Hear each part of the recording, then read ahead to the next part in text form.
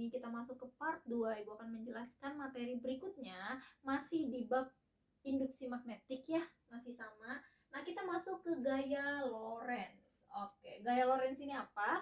Gaya Lorentz itu adalah gaya yang terjadi karena adanya interaksi. Interaksi di sini itu antara medan magnet dengan arus listrik atau dengan muatan yang bergerak di dalam medan tersebut. Nah, ternyata gaya Lorentz ini dia itu dapat terjadi atau dapat timbul karena 3 hal. Yang pertama, jika ada kawat lurus berarus listrik, dia masuk ke dalam medan magnet, maka nanti akan timbul yang namanya gaya Lorentz. Itu yang pertama. Yang kedua, jika ada muatan yang bergerak di dalam sebuah medan magnet, nanti akan menghasilkan gaya Lorentz. Dan yang ketiga, jika ada 2 kawat sejajar atau lebih yang berarus listrik, itu nanti juga akan menimbulkan gaya Lorentz ya.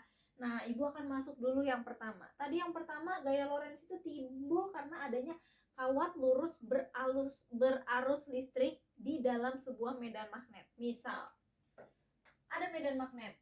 Medan magnetnya itu kan tadi arahnya bisa cross, bisa juga dot. Nah, ternyata ini tuh medan magnetnya itu dia arahnya masuk. Cross itu kan masuk ya, arahnya masuk. Kemudian di medan magnet ini diletakkan kawat berarus listrik seperti ini misalnya. Arahnya ke sini ya, ke kanan. Gitu. Nah, nanti akan timbul yang namanya gaya Lorentz di sini gitu. Nah, kita masuk ke yang namanya gaya, di mana gaya itu kan dia masuk besaran vektor. Artinya dia punya nilai dan punya arah. Nah, ini Ibu pernah janjikan di kelas 10 ya. Ibu bilang vektor itu akan kepake sampai kelas 12, bahkan sampai nanti sampai kalian kuliah, itu vektor itu pasti ada. Makanya harus diingat terus ya.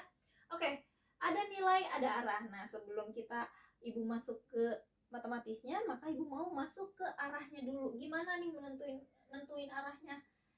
Sesuai dengan yang awal, kita masuk lagi ke yang namanya kaidah tangan kanan. Nah, sedikit perbedaan kalau yang di subbab sebelumnya itu kan kaidah tangan kanan hanya ada 2 arah, 2 dimensi. Tapi kalau sekarang kita punya 3 arah, nambah gaya Lorentz. Jadi ini nanti masuknya 3 dimensi, Bu.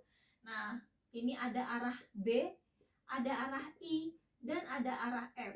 B itu tadi apa? Induksi magnetik nih, Bu. Tandain B gitu ya. Terus kemudian I-nya itu apa? I itu arah arus, dan F-nya itu apa? F-nya itu adalah gaya Lorentz. B itu kita pakainya 4 jari. 4 jari ini ya. Terus I itu adalah ibu jari. Kemudian F itu adalah telapak tangan. Oke, langsung eksekusi aja. Ini udah ada ilustrasinya. Ini ada kawat, arusnya mengalir ke kanan, berarti ibu jari kita ke kanan. Kemudian arahnya cross atau masuk. Kalau masuk itu berarti kan B-nya 4 jari, ya kan? Ini nih B nih. Arah ini adalah B, berarti 4 jari. 4 jari ini menjauhi atau mendekati. Kalau masuk itu menjauhi. Berarti gini, kan ibu arahnya gini. Set, menjauhi. Paham ya? Menjauhi kita, menjauhi ibu, menjauhi kalian. Berarti begini, udah sesuai nih. Arusnya ke sini, 4 jarinya menjauhi, maka telapak tangannya arahnya ke atas. Berarti nanti akan gaya Lorentz-nya itu arahnya ke sini. Nah, ini gaya Lorentz ke sini. Maka apa, Bu? Nanti yang terjadi, Bu? Yang terjadi adalah si kawat ini akan melengkung ke atas. Gitu. Jika kawat berarus ini dia masuk ke dalam sebuah medan magnet. Nah, sekarang kasus yang kedua. Kan tadi arahnya selain cross ada dot, di mana dot itu arahnya berarti dia ke luar ya, keluar. Masih sama arusnya ke sini. Berarti arahnya gimana? Arah gaya Lorentz-nya jempol ke kanan. Karena dia keluar, 4 jari harus mendekati kita. Nih ibu, mendekati ibu, begini. Ya, begini. Oke? Nah, berarti kemana nih gaya Lorentz-nya? Telapak tangannya ke bawah. Oke, berarti F-nya ke bawah. Maka nanti dia akan melengkung ke sini. Gitu ya, paham ya? Jadi nanti untuk arah tergantung situasi dan kondisi, kalian pahami dulu kaidah tangan kanan ini. Maka nanti kalau situasinya berbeda, kalian harus bisa menganalisis yang berbeda juga ya. Oke, nah ini untuk kawat lurus beralus listrik dalam medan magnet, baru arahnya. Nah, kalau untuk persamaan matematisnya itu langsung aja lihat yang di kotak. B dikalikan I dikalikan L sin theta.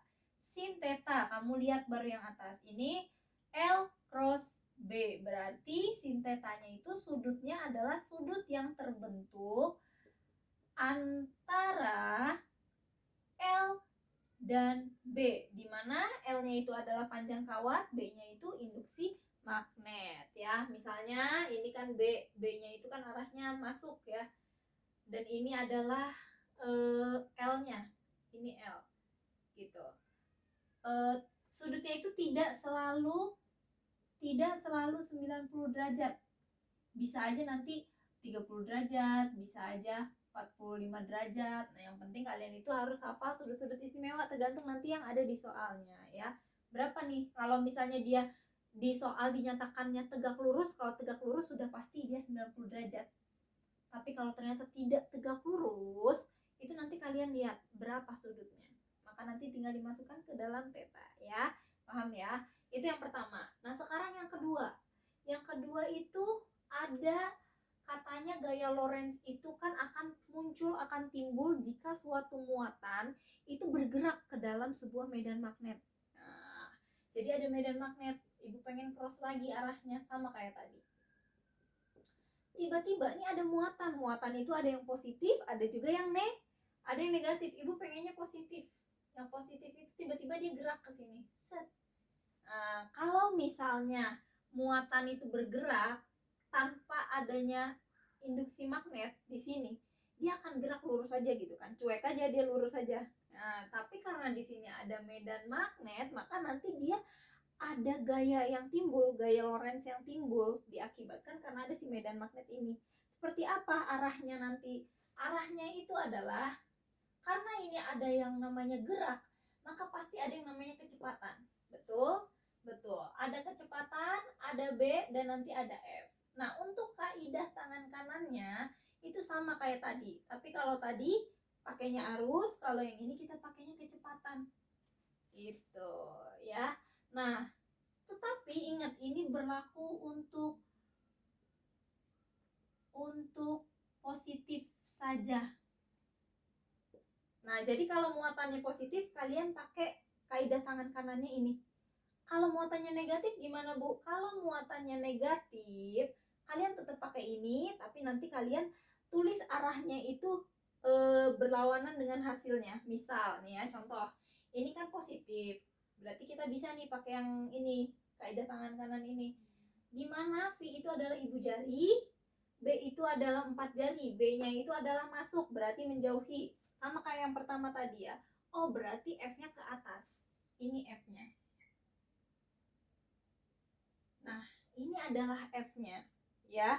Berarti nanti dia jalannya gimana, Bu? Ketika dia jalan, dia akan cenderung berbelok ke sini. Gitu, karena ada si gaya Lorentz-nya yang bergerak ke atas. Nah, ternyata, Bu, ya, dia muatannya bukan positif, tapi negatif. Kalian tetap pakai yang ini. Tetap pakai kaidah tangan kanan ini, tapi karena dia muatannya negatif, tadi kan hasilnya ke atas. Karena dia muatannya negatif, maka kita balikan dia ke bawah. F-nya.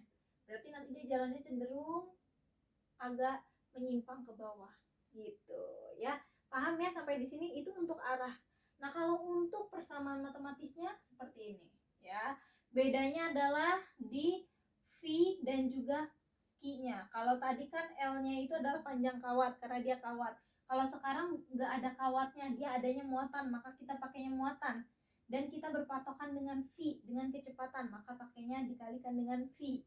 Sin theta, sin tetanya antara apa sama apa, Bu? V dengan B, dengan kecepatan dan juga induksi magnetik gitu. Jadi kalau misalnya nanti sama ini juga, jadi antara V dengan B itu tidak selalu saling tegak lurus.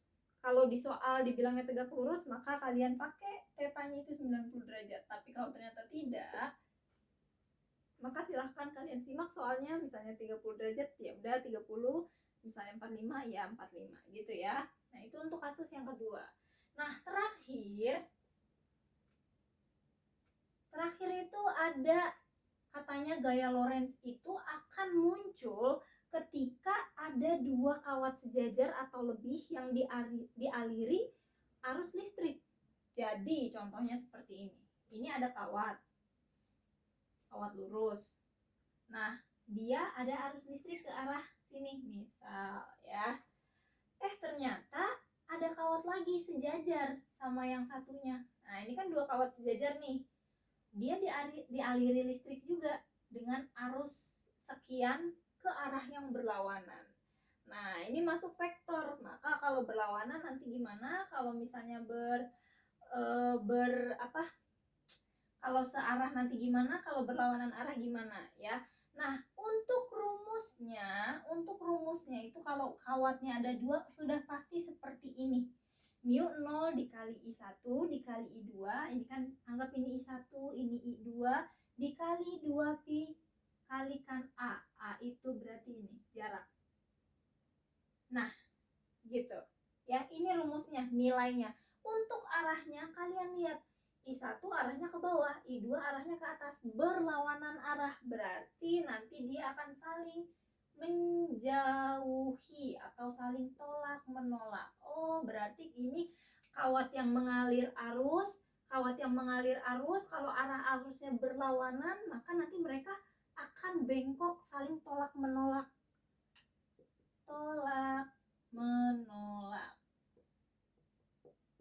Nah, sekarang kalau misalnya lurusnya itu ternyata searah, mau atas ke atas kayak atau bawah ke bawah, ya asal searah. Ini ada I1, ini ada I2, dan ini adalah A. Itu interaksinya gimana, Bu? Tarik, menarik. Maka nanti mereka akan bengkoknya itu saling mendekati seperti ini. Nah, itu gaya Lorentz-nya. Seperti itu ya. Ini timbul karena adanya dua kawat sejajar yang dialiri arus listrik. Nah, ini kalau dua. Kalau tiga, oke, sekarang kalau tiga itu gimana? Sip. 1, 2, 3. Misal yang satu ke atas, yang dua ke atas juga, yang tiga ke bawah. Seperti ini, gitu. Nah, sekarang di sini ada A. A-nya A apa? A antara 1 dan 2. Di sini juga ada A. A antara 2 dan 3. Atau di sini juga bisa ada A antara 1 dan 3. Paham ya? Dari sini ke sini antara 1 dan 3, ini ke sini 1 dan 2, ini ke sini 2 dan 3. Oke. Maka nanti ini kan ada 3 kawat. 1, 2, 3. Kemudian yang ditanyakan adalah F atau gaya Lorentz yang ada di kawat 1. F1-nya itu berapa? Di sini aja deh. F1-nya itu berapa? Maka F1 sama dengan kita analisis dulu arahnya ya. Di kawat 1 arahnya kemana? Kawat 1 kan yang ditanyain 1 ya. Berarti kita lihat 1 dengan 2 interaksinya gimana? 1 dan 2 itu akan tarik menarik ya. Tarik menarik berarti dia arahnya ke sini karena dia akan tertarik dari si kawat 2. Berarti ini adalah F12. Paham ya? Ini tarik menarik, kan ini pasti ke sini nih dia tarik menarik. Sekarang kita lihat dari 1 ke 3. Dari 1 ke 3 mereka arahnya berbeda. Karena arahnya berbeda, maka nanti 1 ke 3 ini akan saling tolak menolak. Di sini dia akan tolak menolak akibat si kawat 1. Nah, berarti di sini dia akan ada arah yang berlawanan, yaitu antara F1 dan F3. Paham? Ini F1 dan F2, gaya Lorentz akibat kawat 1 dan kawat 2 saling tarik menarik, maka arahnya pasti ke kanan. Ini gaya Lorentz akibat kawat 1 ke 3, karena dia saling tolak menolak maka dia arahnya ke kiri. Kamu lihat arahnya, yang satu ke kiri, yang satu ke kanan. Karena dia berlawanan arah, otomatis maka F1 itu sama dengan F12 dikurang F13.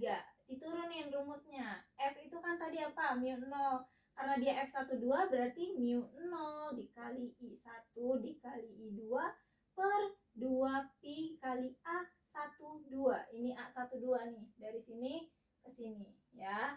Dikurang mu 0 dikali I1 dan I3 per 2pi dikalikan A13. A13 itu dari ujung kawat satu ke ujung kawat lainnya. Ingat ya. Oke, paham? Nah, ini berlawanan arah minus karena berlawanan arah. Oke, nah sekarang kalau ternyata semuanya sama-sama ke atas, kasus kedua ini ke atas, berarti kan dia F13-nya ke sini juga. Ya, ini F13 kalau misalnya ternyata ini jadinya ke atas. Nah, karena dia searah maka nanti ini jadi plus gitu. Tapi karena dia berlawanan arah, yang 13-nya maka dia jadi saling berlawanan arah juga, F12 dan F13-nya maka dia jadinya dikurang gitu ya. Nah, ini adalah materi bab yang Ibu sampaikan pekan ini. Semoga ilmunya bermanfaat. Semangat belajarnya. Terima kasih sudah menyimak, menonton sampai